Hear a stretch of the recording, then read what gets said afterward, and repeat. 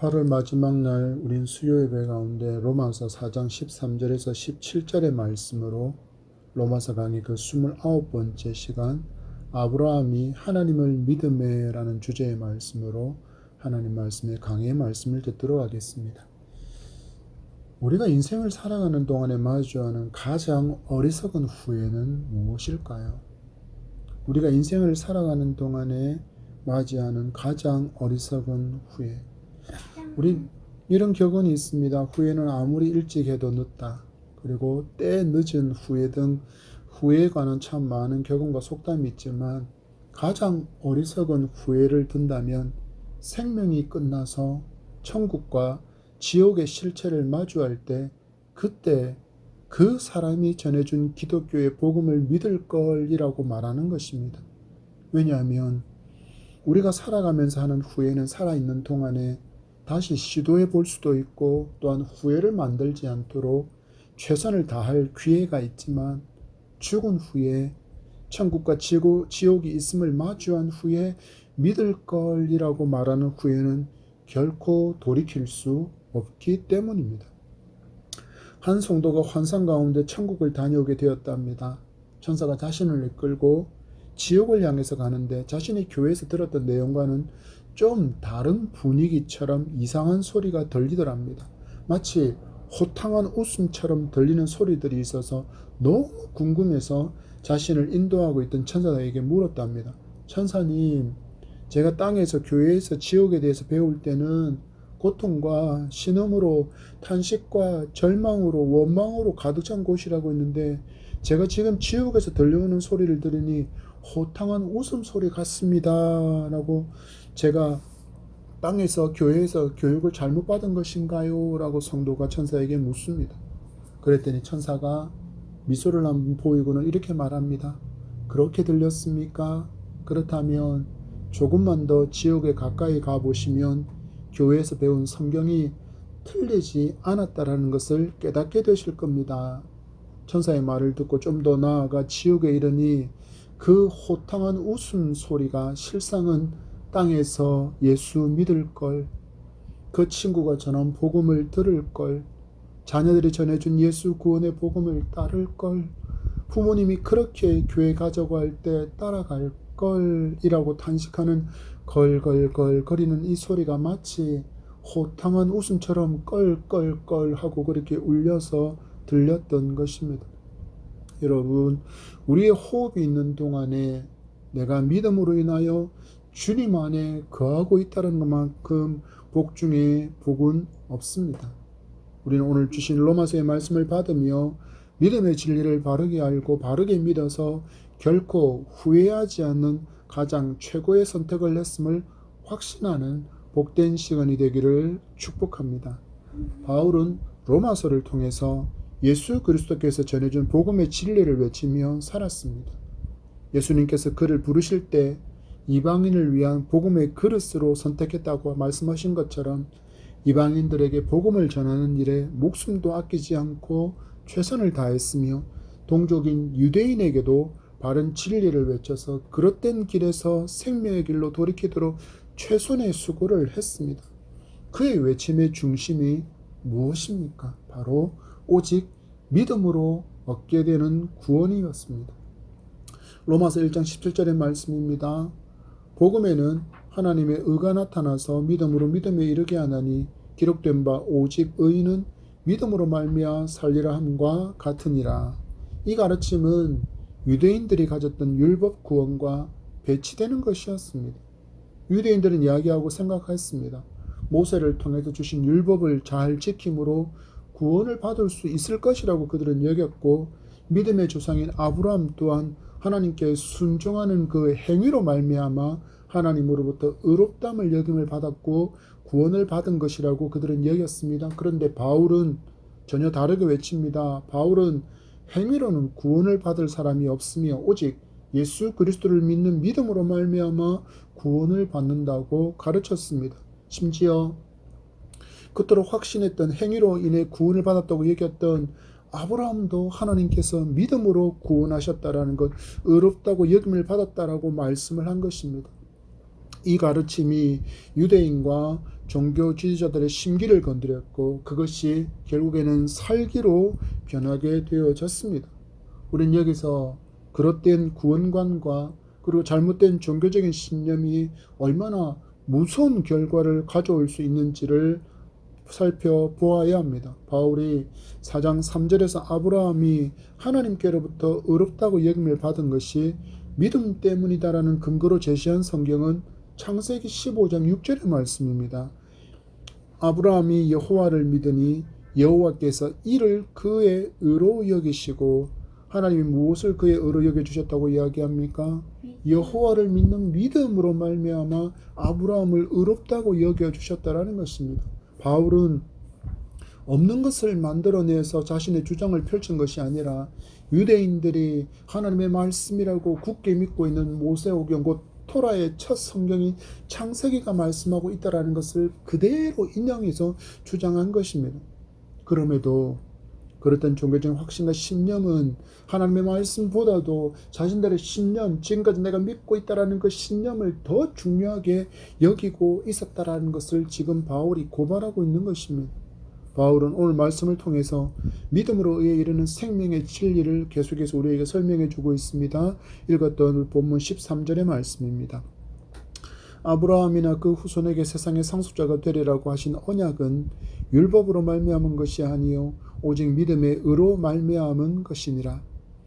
하나님은 율법이 주어지기 전에 아브라함에게 약속의 땅 가나안을 주시겠다고 약속을 하셨고, 아브라함의 후손들이 이 땅을 차지할 것도 약속하셨는데, 이것이 아브라함이 하나님을 믿은 믿음의 결과라고 말씀하는 것입니다. 바로 믿음으로 말미암는 의라는 것은 이제 성도도 죄로 인해서 신음할 일이 없다라는 것을 말씀하시는 것입니다. 예수님께서 십자가를 지시고 나와 우리의 죄를 대속하신 결과로 하나님은 하나님의 법정에서 인간의 죄 사함을 판결하시고 선언하셨습니다. 로마서 8장 1절 말씀에 그러므로 이제 그리스도 예수 안에 있는 자에게는 결코 정죄함이 없나니, 아멘이십니까? 예수 안에 있으면 예수 안에 있는 자에게는 결코 정죄함이 없다라고 말씀하고 있습니다. 예수님을 구원자로 믿은 성도는 더 이상 죄책감에 눌려 신음하지 않아도 되는 그런 존재가 되었다라는 것입니다. 그래서 성도는 기뻐하며 믿음의 길을 걸어갈 수 있는 것입니다. 왜냐하면 죄와 사망의 법에서 해방되었기 때문입니다.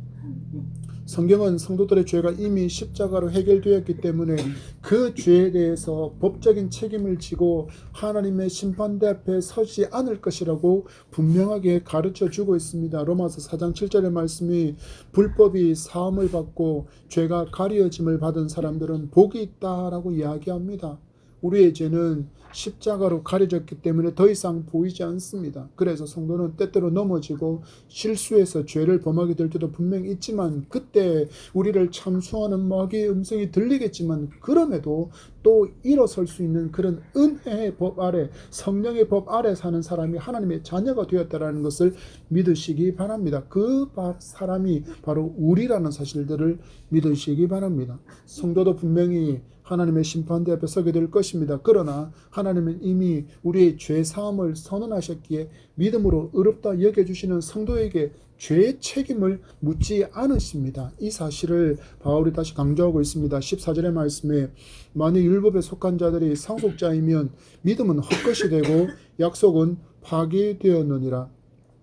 율법으로 아브라함의 후손이 된다면, 곧 율법을 행함으로 의롭다고 여김을 받을 수 있다면 믿음은 헛것이 되고 약속은 파괴된 것이라고 단호하게 이야기합니다. 그런데 이렇게 놀라운 복음의 진리가 선포되고 있음에도 불구하고 기독교 역사를 보면 이 진리를 거부하고 인간의 행위를 강조해서 행위 구원을 여전히 강조하는 많은 사람들이 등장했습니다. 대표적으로 펠라기우스나 그의 추종자들, 그리고 가톨릭 역시 하나님의 약속이 선행을 통해서 성취되는 것이라고 그들은 믿고 가르치고 있어서 예수 그리스도의 십자가의 구속을 헛된 것처럼 만들어 버리고 있습니다. 그들은 선을 행해야 그 선으로 말미암아 구원의 업적이 쌓여서 그로 말미암아 우리는 구원을 받을 수 있다라고 가르치고 있기 때문입니다. 이러한 가르침은 결국 이방의 여타 종교와 차별이 없는 것이 됩니다. 예수 그리스도의 구속의 은총이 없어도 인간이 선을 행하고 그리고 그들의 경전의 가르침을 따르면 구원에 이를 수 있다라는 행위 구원이 그들이 가르치고 있는 것이기 때문입니다. 제가 계속해서 말씀드렸지만 우리의 구원이 행위로 주어진다면 여러분은 몇 번이나 예배에 참석해야 하고 얼마만큼 분량의 기도를 채워야 하고 얼마만큼의 헌금을 드려야 헌신과 섬김은 어느 정도여야 또한 성경은 얼마만큼이나 읽어야 구원을 받을 조건에 이를 수 있겠습니까?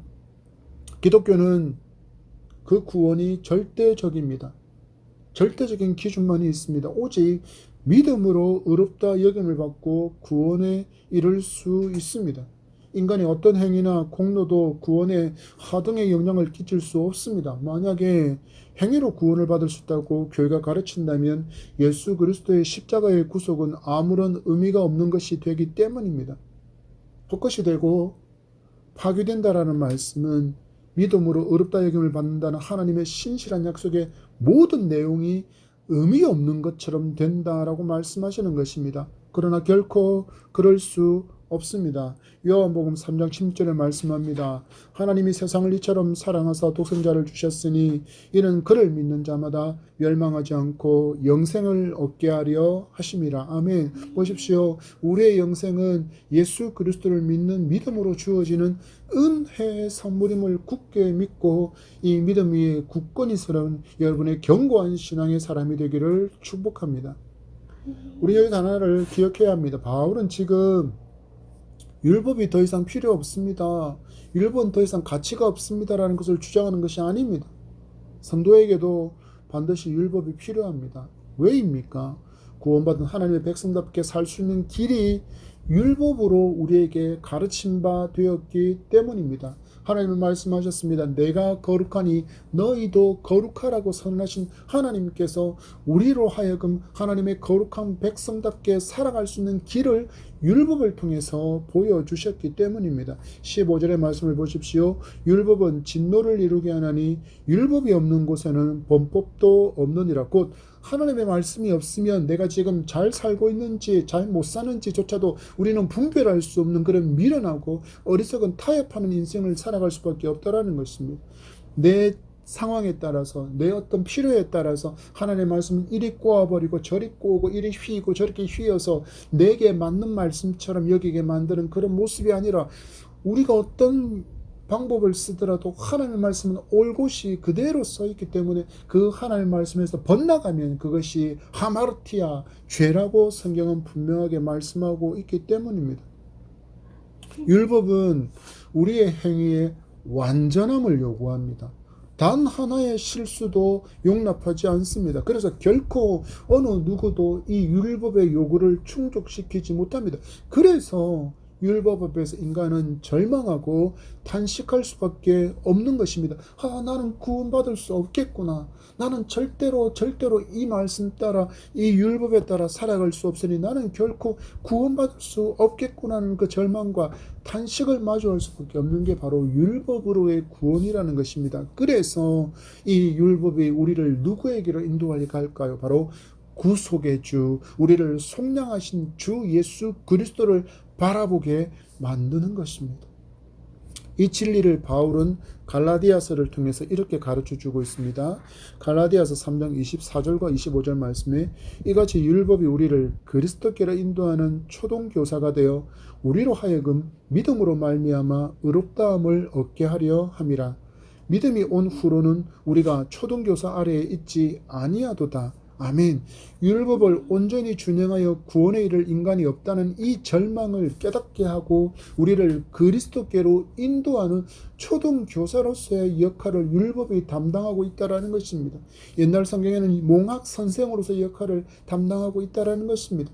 이처럼 놀라운 진리를 성경이 선포하는데도 여전히 행위 구원을 주장하는 사이비와 이단의 가르침을 따라가는 사람들은 안타깝게도 교회에서 이런 복음의 진리를 제대로 가르치지 못했고 배우지 못했기 때문이고 또한 가르쳤음에도 불구하고 그것을 제대로 주목하고 깨닫지 못한 결과라고밖에 말할 수 없는 것입니다.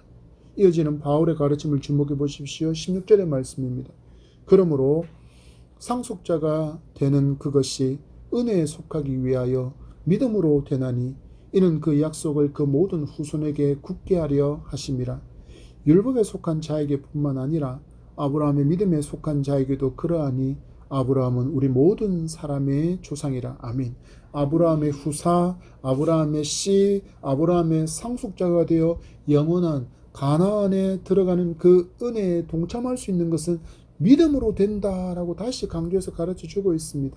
이 말씀은 혈통에 따른 아브라함의 후손이 아니라 믿음으로 아브라함의 후손이 된 사람, 곧 예수 그리스도를 자신의 구주로 고백하고 영접한 사람, 믿음의 사람은 모두가 아브라함에게 주신 그 약속을 받는 상속자가 된다라는 것을 알려주는 것입니다. 곧 은혜로 주어진 하나님의 선물이 구원이지 인간의 노력과 인간의 공로로 얻을 수 있는 것은 전혀 아니라는 것입니다. 이제 구원은 아브라함의 후손이라고 자랑하는 유대인에게만 제한된 것이 아닙니다. 한 번도 구원이 유대인에게로 제한된 적은 없습니다. 그들이 스스로 우리는 선민이라고 여겼을 뿐이고 하나님을 자신들만의 신으로 여겼을 뿐이고 하나님은 이스라엘 땅 안에만 거하는 로컬적인 신일 뿐이라고 그들이 스스로 하나님을 제한했을 뿐입니다. 하나님은 단 한 번도 창조 이래 단 한 번도 하나님은 이스라엘만의 하나님이셨던 적은 없다라는 것이 성경의 가르침임을 우리는 분명하게 기억해야 합니다. 예수님께서 이 땅에 임하심으로 도래한 천국이 우리에게 이런 것이 바로 하나님의 원래 기대였다라는 것입니다. 땅끝과 같은 우리 이방인 중에서도 이방인인 우리에게 이 복음이 이르는 이 모습이 하나님께서 원래 창조하시면서부터 우리에게 기대하셨던 그 기대였다라는 것입니다. 모든 인류가 하나님을 하나님으로 고백하는 그 아름다운 날을 하나님은 기대하셨다라는 것입니다. 이런 일이 처음 사람 아담이 하나님께 온전히 순종했다면 이루어졌을 것입니다. 처음 사람 아담이 만약에 하나님의 그 선악과 명령에 온전히 순종했더라면 우리도 분명히 행위로 인한 구원을 얻을 수 있었을 것입니다.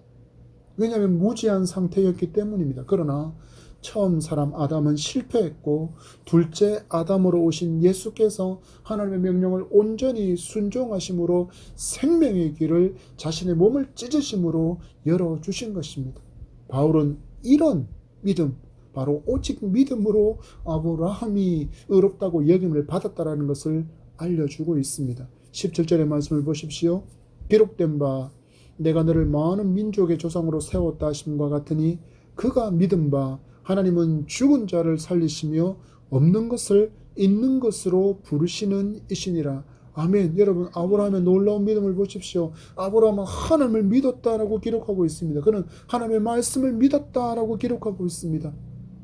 내가 너를 많은 민족의 조상으로 그렇게 세워주신 분이 말씀의 하나님이시라는 사실들을 믿었고 말씀의 하나님께서 하시는 말씀이기에 그 말씀에 신뢰했다라는 것입니다. 히브리서 12장 8절 말씀에 믿음으로 아브라함은 부르심을 받았을 때 순종하여 장래 유업으로 받을 땅에 나아갈새 갈 바를 알지 못하고 나아갔으며 아멘. 하나님께서 아브라함을 부르시고 그에게 명령하실 때의 기록을 함께 살펴보겠습니다. 창세기 12장 1절과 2절의 말씀입니다. 여호와께서 아브라함에게 이르시기를 너는 너의 고향과 친척과 아버지의 집을 떠나 내가 내게 보여줄 땅으로 가라. 내가 너로 큰 민족을 이루고 내게 복을 주어 내 이름을 창대하게 하리니 너는 복이 될지라. 아멘. 하나님 말씀하셨습니다. 그러나 정확하게 이리로 가라 저리로 가라 이 땅으로 가라고 말씀하지 않으셨습니다. 이전 성경을 보면 내가 내게 지시할 땅으로 가라고만 기록하고 있습니다. 그러나 성경을 보십시오.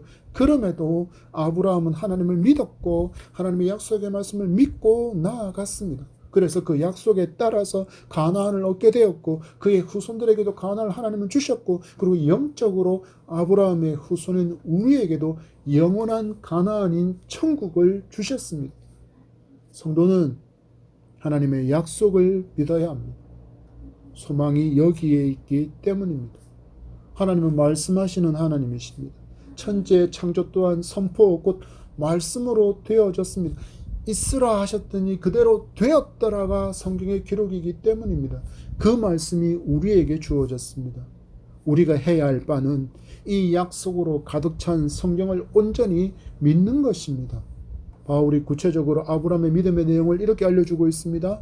죽은 자를 살리시며, 17절의 말씀을 보면 그가 죽은 자를 살리시는 하나님이라고 믿었다는 것입니다. 하나님께서 100세에 얻은 이삭을 제물로 바치라고 했을 때 그의 마음을 히브리서를 통해서 우리에게 이렇게 그의 마음을 말씀이 알려주고 있습니다. 히브리서 11장 19절 말씀에 그가 하나님이 능히 이삭을 죽은 자 가운데서 다시 살리실 줄로 생각한지라, 비유컨대 그를 죽은 자 가운데서 도로 받은 것이니라. 아멘. 하나님께서 능히 이삭을 살리실 줄 그가 믿었다라는 것입니다. 왜입니까? 하나님의 약속으로 받은 아들 이삭이었기 때문입니다. 하나님의 말씀의 약속으로 받은 아들 이삭이었기 때문입니다. 그래서 하나님의 약속의 말씀을 붙들고 하는 기도가 힘이 있는 것이고 능력이 나타나는 것임을 믿으시기 바랍니다. 계속 말씀드리지만 하나님의 말씀과 기도는 늘 함께 가야 합니다. 그렇지 않고 말씀 없이 기도만 하게 되면 신비주의로 흘러갈 수밖에 없고, 기도하지 않고 말씀만을 붙들고 살게 되면 율법주의자가 되고 맙니다. 여러분, 기독교의 최고의 신비가 무엇입니까? 부활입니다. 그래서 초대교회 성도들은 박해와 순교 앞에서도 당당하게 복음을 외치고 하나님을 송축하며 하나님의 품에 안길 수 있었던 것입니다. 예수님께서 부활하신 것처럼, 부활의 주님처럼 자신들도 다시 살게 하실 것을 온전히 믿었기 때문입니다. 우리 그런 점에서 당당한 성도가 됩시다. 죽을까 염려, 근심, 걱정하며 살지 맙시다. 살아도 주를 위해, 죽어도 주를 위해 살겠다고 외쳤던 바울처럼, 그리고 초대교회 성도들처럼 우리도 그렇게 살아봅시다. 이 시대가 이처럼 강하게 무장된, 훈련된 군사, 영적인 군사를 요구하고 있기 때문입니다. 오늘도 신앙들이 물에 물 턴듯이, 술에 술 턴듯이 차지도 더웁지도 않은 그런 모습으로 살고 있습니다. 그래서 예수 그리스도를 믿는 어떤 형상도, 어떤 예수를 닮음도 드러나지 않습니다.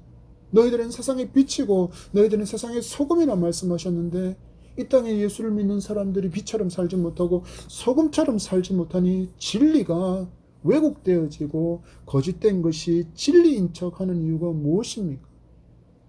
우리의 삶이 예수를 닮음을 드러내지 못했기 때문입니다. 이제 피 묻은 예수 그리스도의 십자가의 선홍빛이 붉게 빛나는 구별된 성도, 거룩한 성도답게 살아가는 우리 예다명 성도가 되기를 축복합니다. 그리고 또한 아브라함은 없는 것을 있는 것으로 부르시는 하나님을 믿었다라고 기록하고 있습니다. 우리 아브라함을 주목해 보십시오. 아브라함도 사라도 생물학적으로는 임신이 불가능한 사람이었습니다. 아무런 가능성도 없는 그들이 하나님을 믿으니 있는 자가 되었습니다. 무에서 말씀으로 유를 창조하신 하나님을 믿었습니다. 그리고 그 믿음대로 되었습니다. 이 하나님을 여러분도 믿으시기 바랍니다. 절망과 탄식, 실패와 어려움, 눈물의 골짜기에 있다 해도 일어날 수 있습니다. 불가능이 없으신 하나님이 여러분의 하나님이시고 아버지이기 때문입니다. 슬픔과 애통이 변하여 희락이 되게 하시는 전능의 하나님이 나와 여러분의 아버지이십니다. 아무것도 없다고, 아무런 희망도 없다고, 주변을 둘러봐도 어떤 도움의 손길이 없는 그런 무기력 앞에 서 계십니까? 없는 것을 있는 것으로 부르시는 전능의 하나님을 말씀으로 믿음으로 붙드시기를 바랍니다.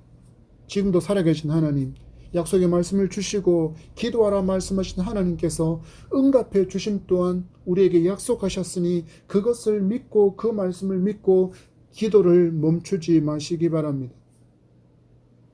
우리가 일어날 수 있는 힘은 우리에게 있지 않습니다. 전능의 하나님을 신뢰하며 다시 일어나십시오.